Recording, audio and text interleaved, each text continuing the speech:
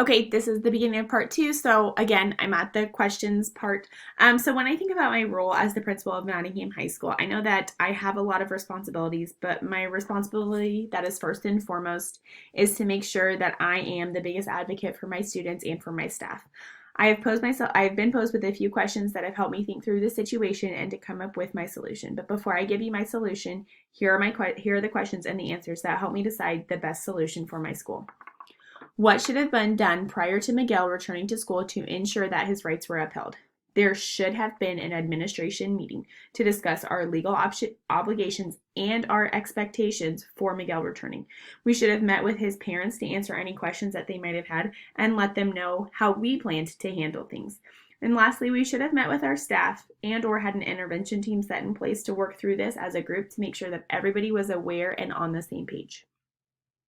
How could this situation involving Mr. and Mrs. Hernandez and Miguel's attorney have been avoided? I really think that we could have avoided question number two by prioritizing question number one. So by making sure that we had a plan set in place for Miguel returning back to school before it came time for him to come back to school. Question number three, does Miguel qualify for services under the Individuals with Disabilities Education Act? No, he does not present with a disability and a need for special education services to make progress in school. Question four, does Miguel qualify for services under the Americans with Disability Act? Yes. By not allowing him access to his classroom, we are discriminating against him. He presents with a major disability that limits one or more major life activities. Question number five, does Miguel qualify for services under Section 504 in the Rehabilitation Act of 1973? Currently, no. Miguel is not presenting needs for academic accommodations. Now, I'm not saying down the line we might not need to do this, but if we see a difference in his academic performance, this is something we could look into. But right now, Miguel is functioning intellectually as he was prior to his injury. Question number six. Are Miguel's parents entitled to a hearing to determine what Miguel is entitled to receive in terms of services and support? They should know what the plan is going forward for him. Yes. Question number seven. Would Nottingham High School, the opposing team's football player, or any other individuals or agencies be responsible for Miguel's injury as it relates to financial compensation for costs related to his injury and rehabilitation? This is a question I'm truly unsure about. It kind of depends on the level of insurance that our school carries for extracurricular activities. I think every school is different in what kind of insurance they carry and how far it goes and what it covers. And so that is something that I can definitely look into, as well as the superintendent, to see if we need to be offering something different and offering some financial compensation to Miguel's family. Question number eight. Who would you contact following the meeting with Miguel's parents and his attorney? First, I really think I just need to meet with Miss Gussman to learn more about what she said and what led her to her decision. Following that, I need to meet with our superintendent, Board of Education members, and our legal team to be prepared and to better understand how quickly changes can be made and work together as a team to approach the issue. Again, time is of the essence, and I don't want to waste any time. Question number 9. Would you meet with Miss Gussman to discuss the situation? Yes. Why or why not? And if you met with her, what advice would you offer Miss Gussman? As I stated again, yes, I need to understand what was going through her mind and how she got to her decision. I think that that's going to be beneficial for me when I am trying to figure out how to communicate with the Hernandezes from here on out and to better understand, so that way I can, have the full story for the superintendent and for the Board of Education, as well as our legal team. I also want to know if she met with anybody else to kind of come up with this decision, or if she decided it all on her own. And then for advice that I would offer her is, in the future, all student academic changes need to be made by an intervention team, and a parent meeting needs to be held prior to the schedule change. Question 10. Do you believe that you can come up with some agreement with Miguel, his parents, and the attorney regarding a solution to the problem? Yes.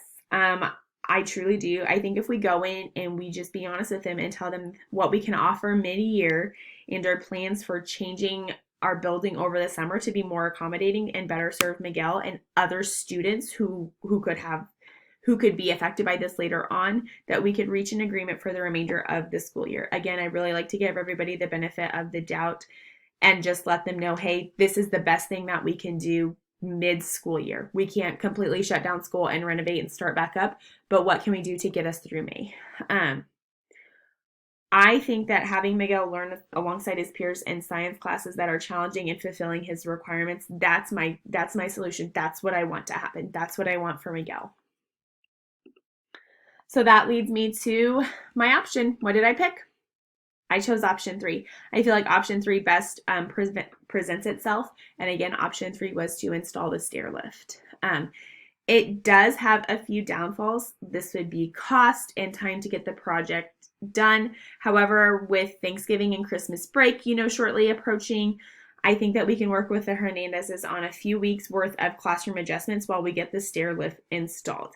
This will also make the last 1/4 of our school accessible to by all, and it buys us some time to delegate funds and finish accommodating and updating the last 25% of our building.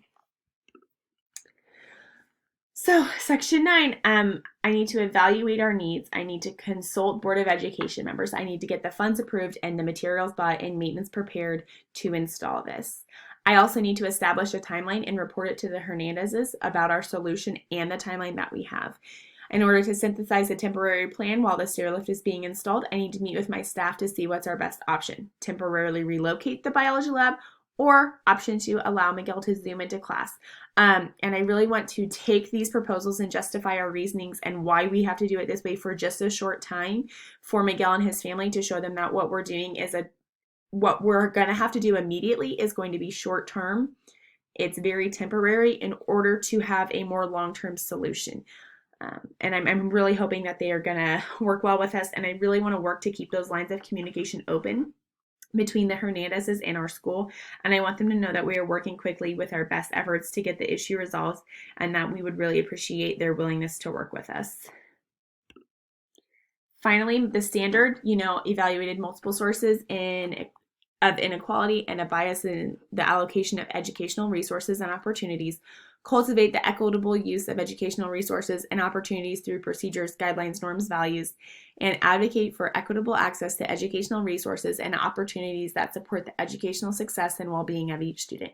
Candidate uses his or her comprehensive understanding and a capacity to undertake and implement this work within a school setting. This is the standard that was selected for our coursework, and I believe that I have met the requirements of this assignment through the standards.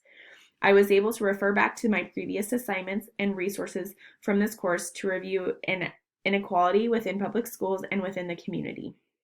I worked to come up with a solution that provided equitable use of resources and opportunities.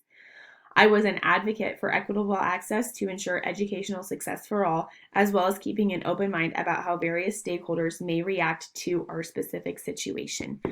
So I truly think that installing the stair lift will be the best solution to our problem for now, and then re-looking at the last 1/4 of our building in order to get it up to code. So thank you very much. And then here's my last slide. Thanks.